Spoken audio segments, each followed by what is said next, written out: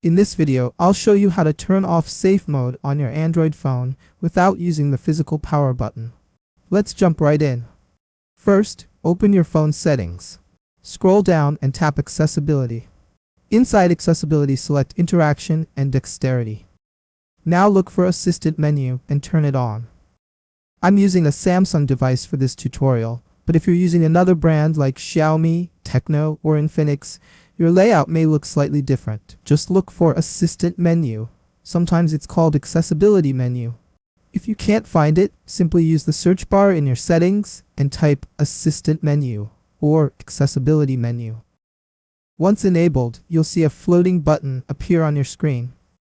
Tap that floating button, then scroll or use the arrows to reveal more options. Look for the power icon and tap it. This opens the power menu, just like pressing your physical power button.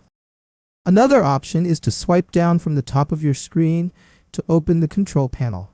Some phones include a power icon there. Tap it to access the same power menu.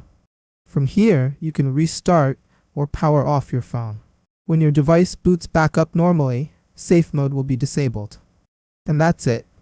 You've successfully exited safe mode without touching the hardware power button. If you found this video helpful, don't forget to like and subscribe for more simple tech tutorials.